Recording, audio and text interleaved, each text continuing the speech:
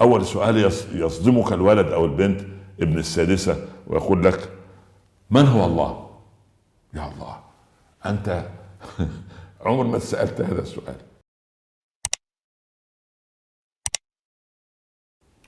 احمد الله رب العالمين واصلي واسلم على سيدنا رسول الله صلى الله عليه وسلم، ثم اما بعد. احبتي بالله اينما كنتم، السلام عليكم ورحمة الله تعالى وبركاته. وبعد، اطفالنا دون السابعة والثامنة والعاشرة يسألوننا كآباء وأمهات وأجداد وجدات أسئلة قد تكون مستغربة، قد تكون جريئة، قد تكون متعدية حدود أفكارنا. وللأسف الشديد بعض من الآباء والأمهات أو الأجداد والجدات يتفهون أو يقللون من شأن أسئلة الأطفال، فقد يجيب إجابة لا مبالاة فيها، لا مبالاة أو لا مبالاة فيها، أو يجيب إجابة غير صادقة، أو يستهجن السؤال، أو يسأل الطفل سؤالا آخر تعجيزيا كأنما يعني دخل في تحدي مع الطفل، أو أن الأب والأم في حالة من الزهق أو العصبية أنهم لا يتحملون الأطفال في أسئلتهم. الأطفال يسألون أسئلة جريئة، حتى يقول علماء الاجتماع وعلماء النفس أن أطفالنا علامة استفهام حية. ونستهين نحن أن من السادسة للعاشرة وبالذات دون السابعة غرس الأفكار السليمة والآراء الصحيحة هي التي تظل في الذاكرة عند الطفل والطفلة. أنا ذكرت الطفل يعني الطفلة، يعني الذكر والأنثى. أول شيء ينقص الأطفال القدوة الحسنة، الموعظة الصادقة، قضية الترغيب والترهيب، يعني بهذا قضية الحوار والمناقشة، قضية استيعاب غرابة الأسئلة، أو عدم إشعار الطفل أن أسئلته كثيرة، وأنه لابد أن يحترم أباه ويحترم أمه ويسأل. لكن الثقة التي يغرسها الأب والأم في قلب الطفل للأسئلة والإجابات يعطيه أنه هذا الطفل سوف يصير متميزا في المستقبل. ولذلك واجب عليهم أن يثقفوا أنفسهم. مثلا أصعب الأسئلة التي تواجهنا وتواجه كل البيوتات من الآباء والأمهات والمربين الأسئلة عن الله سبحانه وتعالى. فالأم ترتبك والأب يرتبك. أول سؤال يصدمك الولد أو البنت ابن السادسة ويقول لك: من هو الله؟ يا الله، أنت عمر ما سألت هذا السؤال، أنت عمرك ما مر عليك هذا السؤال، من هو الله؟ هندخل في دوامة. لكن أنت لا تنتظر الطفل حتى يسأل هذا السؤال، قبلها بمدة طويلة أنت تشرح للولد والبنت عظم مخلوقات الله، السماء والأرض والأبراج والأفلاك والكواكب والنجوم والشمس والقمر والبحار والمحيطات والغابات والحيوانات والكائنات والسكان والحيوانات والأسماك والحيتان وعالم الطيور، وتربطه هذا كله بعظمة الخالق. الولد يبدأ يملأ عقله بقدرة الله ولا يسأل عن ذات الله. يعني ذات الله لأنه مخه محدود، حتى الكبير لا يسأل عن ذات الله لأنه عقلنا محدود. فما المشكلة؟ يقول له: طيب، هو يسألك سؤال يقول لك: طيب لماذا لا نستطيع أن نرى الله؟ إذا سألك هذا السؤال تعمل إيه؟ خذه من البيت أو الغرفة أو الشرفة وخليه ينظر إلى قرص الشمس ساعة الظهيرة، يقول له: دقق النظر، بعد مدة عيناه لا تستطيعان أو لا تستطيع البحلقة أو التركيز في قرص الشمس. يقول: يا أبي يا أمي، أنا يعني حصل في عيني زغللة أو لا أستطيع. ولله المثل الأعلى. إذا كان هذا قرص الشمس لم نستطع ان يعني نركز عليه اكثر من دقيقة، فما بال بخالق الشمس، لان الشمس دي يعني عبارة عن نجم من ضمن النجوم التي خلقها رب العباد سبحانه وتعالى، فنشبه له بهذه القضية. طيب يعني طيب ليه هو الولد يسأل، هو البابا أمي من خلق الله؟ اسكت، هذا سؤال لا يجب أن تطرحه. يقول الله، إذا الإسلام ضد التساؤلات، والإسلام ما عندوش إجابات. يقول لا يا حبيبي، شوف، أنت تلعب بالدراجة وتلبس الساعة، وأبوك أو أمك تمسك المحمول. من الذي صنع هذه الدراجة؟ العامل صانع الدراجة، مهندس الدراجة. من الذي صنع الساعة؟ طيب، ومن الذي علم صانع الساعة أو صانع الدراجة أو صانع المحمول؟ معلمه. طب والمعلم اللي قبله والمعلم اللي إذن هنصل إلى نقطة ما لا نهاية، الصفر.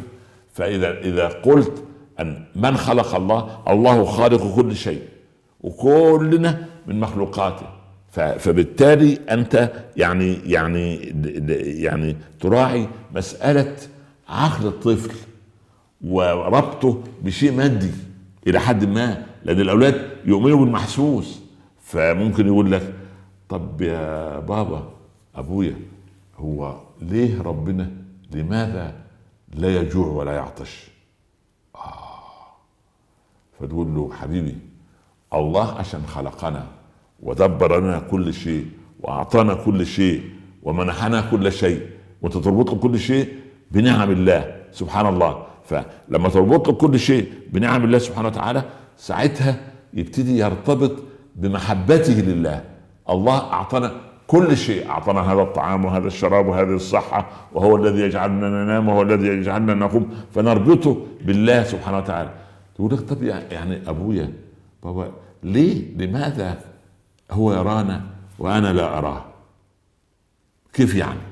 ليه هو يرانا وأنا هو يشوفنا وأنا ما أشوفوش؟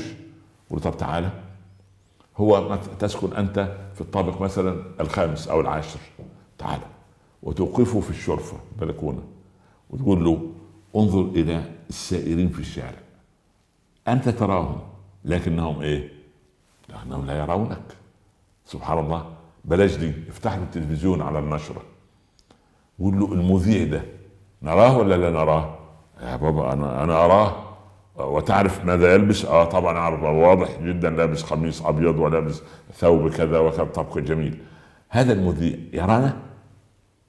يبتدي يفكر، لا هو لا يرانا، ولله المثل الأعلى. هكذا رب العباد سبحانه وتعالى يرانا ونحن لا نراه، كما نرى نحن المذيع اللي على الشاشة سبحان الله. طيب يا أبتي، يعني إزاي أن ربنا سبحانه وتعالى في وقت واحد يشوف 7 مليارات في وقت واحد، رغم أن يمر لصاحي ولا راح الشغل ولا سبحان الله. طيب يقول له شوف النملة الصغيرة، أنت عندما تراها هل ترى تفاصيلها؟ هي ماشية تحت جنب رجلنا، احتمال مش لا تشعر بنا. هل ترى النملة حجمنا؟ لا طبعا. ترى رأسك؟ لا ترى رأسي. فإذا كنا احنا في هذا الكون بهذا الحجم البسيط، فكيف نرى رب العباد سبحانه وتعالى؟ يقول لك طيب يا بابا، هو لما الظلام يدخل والليل يجي هو كيف يرانا سبحانه وتعالى؟ يقول له حبيبي، مش في أفلام بتهجم فيها الجيوش على الأعداء بالليل؟ بيعملوا ايه؟ بيبقى مع المدفع بتاعه أو السلاح محطوطة عدسة تضيء ضوء بالليزر وبغيره، أخضر قوي أو فسفوري أو سبحان الله، يكشف له وصائده الحيوانات اللي بالليل، صائده سبحان الله يدخل جوا الغابات، الغابة ظلام دامس الساعة 12 بالليل سبحان الله، ولكن عن طريق هذه الكاميرات بالليزر وكده سبحان الله العظيم. انت لما الدكتور سبحان الله تدخل عنده في الأشعة ترى توضح كل شيء في الداخل، لكن هي متغطية سبحان الله. طيب يقول لك يا أمي، يعني كيف أنه بيراقبنا في كل حركة، نمشي يمين شمال شمال. طيب يا حبيبي، احنا لو حطينا كاميرتين او 3 كاميرات في مكان، الملعب في كام؟ 50,000 100,000، والمخرج يخلي المهندس بتاع الكاميرا او المصور يبتدي يعمل سبحان تقريب للايه للعدسه، يجيب وجه مشجع منبهر بهدف فريقه، ويجيب المشجع اللي جنبه يشجع الفريق الثاني وهو يبكي، وتأتي الدموع على الشاشه كانك تكاد تلمسها. اذا كان هذا في الكاميرا، في الكاميرا اللي هي اخترعها الانسان، فما بالك بالله سبحانه وتعالى. طيب يروح سألك سؤال تاني خالص، غير يعني في رحمة الله او فيما لا يفهمه من رحمة الله. يقول لك طب ليه يا بابا هو ربنا بيموت الاطفال؟ ذنبهم ايه؟ الطفل الصغير عنده 2 و3 يموت، طب ليه؟ يقول له من رحمة الله سبحانه وتعالى. شوف، تعال اربط الموضوع بايه؟ بحشرة او عصفورة او عصفور او حمامة ميتة. شايف دي؟ يقول اهو من رحمة الله بها، هي من الضعف ومن المرض ما كانت تستطيع ان تأتي بالحب ولا تطير، فربنا من رحمته امات. هكذا ربنا سبحانه وتعالى يعلم في سابق علمه ان هذا الطفل لو كبر يكبر لا يصلي ولا يزكي ولا يعرف في الاسلام شيء ولا يتقي الله، فربما يروح النار. فمن رحمة الله طالما مات وهو صغير يدخل على الجنة ان شاء الله سبحانه وتعالى. ولدان مخلدون اذا رأيتهم حسبتهم لؤلؤا منثورا. طيب يا امي، كيف ربنا يعلم ما سوف يحدث؟ قول له انت مش بتروح المدرسة؟ المعلم او المعلمة يشاور على التلميذين 3 كده، يقول الاولاد دول هيطلعوا الاوائل على المدرسة، ويجي اخر السنة يطلعوا فعلا الاوائل على المدرسة. هو المعلم يعلم الغيب؟ لا يعلم الغيب، لكن هو من خبرته ومن استقرائه ومن سبحان الله العظيم معلوماته التربوية من قبل يعلم هذا الامر. فبالتالي فما بالك بالله سبحانه وتعالى.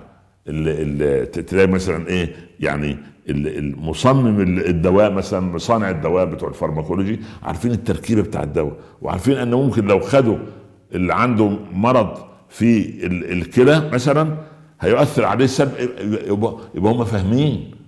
طيب يا امي ليه، او لا يا ابويا، ليه ربنا خلق الشر؟ ليه خلق الشر؟ يقول له تعالى، خلق الشر عشان المؤمن يحمد الله انه لا يصنع الشر، وبعدين يقاوم اهل الشر، وبعدين نتعاون في ان احنا نتخلص من اهل الشر ونعرفهم. فرب العباد يخلق الخير كله، والانسان هو الذي يصنع الشر كله. احبتي، وجب علينا ان نهتم باطفالنا في اسئلتهم، وان نبسط لهم القضايا، والحقيقة لا يعني نصدمهم باننا معترضين على ما يقولون او مستائين مما او متأففين. ولذلك اختم درسي هذا، البنت الصغيرة تقول لأمها: يا أمي، ما هي اسم الحفرة التي أمام بيتنا؟ قالت: أنا مشغولة، أنا أطبخ، ألا تريني؟ اذهبي لأبوك. ذهبت لأبيها: أبتي، ما اسم الحفرة التي أمام بيتنا؟ أنا أتابع المباراة، لا وقت عندي. اذهبي لأخيك. تروح الأخوة الكبير: أخي، اسم الحفرة اللي قدام الباب. ولا أنا سبحان بلعب مع صاحبي مش عارف إيه، واتصل بعمل تليفون أو يعني المهم في الآخر راحت لأختها الأكبر منها: أختي، ما اسم الحفرة التي أمام بيتنا؟ قالت: اسمها بئر. قالت: إن أخي الذي يحبو الرضيع وقع فيها من ساعة. ضاع الولد نتيجة أن كل واحد يريد أن يلقي المسؤولية على غيره. إياكم أن تلقوا المسؤولية، كل واحد فينا عنصر فاعل، والأطفال أمانة، ويجب أن نربيهم كما كان يربي رسول الله صلى الله عليه وسلم. بارك الله في أبنائنا وبناتنا وجعلهم لنا قرة أعين، إن ربي على ما يشاء قدير. اللهم هب لنا من أزواجنا وذرياتنا قرة أعين واجعلنا المتقين إماما. والسلام عليكم ورحمة الله تعالى وبركاته.